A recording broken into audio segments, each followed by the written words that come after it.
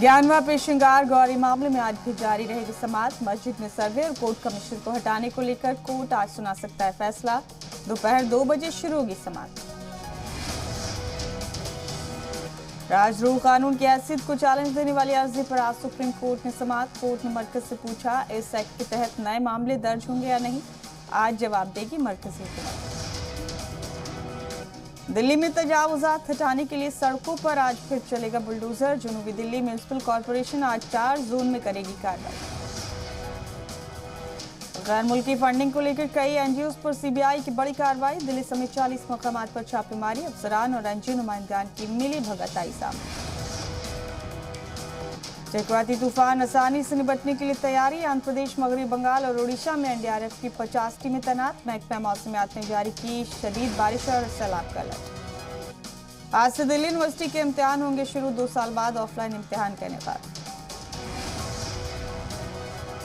UP की दारुल हुकूमत लखनऊ में दफा 144 नाफिज की गई। असेंबली के सामने एहतजाजी मुजाहरे पर रोक।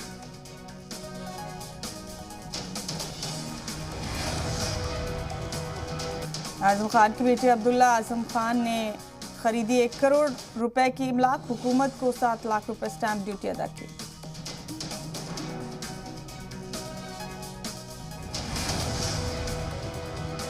हिंदुस्तानी लड़कियों से फ्रॉड करने वाला अफ्रीकी शहरी दिल्ली से हुआ गिरफ्तार। 1 दर्जन से ज्यादा हिंदुस्तानी लड़कियों से की है 1 करोड़ 60 लाख की ठगी।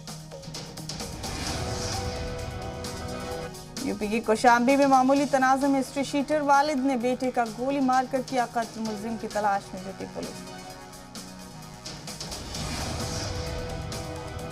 यूपी के बहराइच में गांजा तस्कर गिरोह का इंकशाफ। पुलिस ने 1.5 क्विंटल गांजे के साथ 6 तस्करों को किया गिरफ्तार।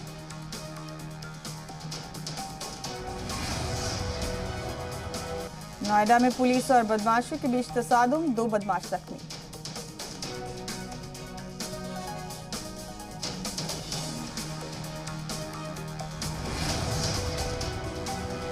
प्रयागराज पुलिस की अच्छी पहल। भूतपुर थाने के मंदिर में 3 जोड़ों की कराई शादी।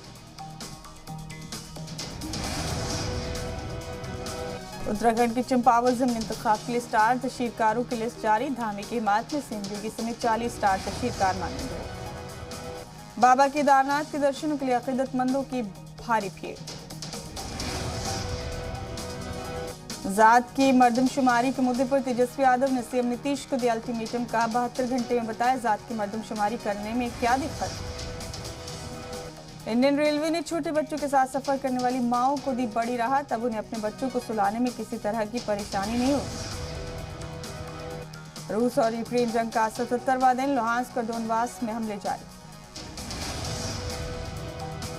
अमेरिकी खुफिया महकमे के चीफ का बड़ा बयान। रूस और यूक्रेन में लंबी लड़ाई की तैयारी में रूस और ममालिक पर कर सकता है हमला।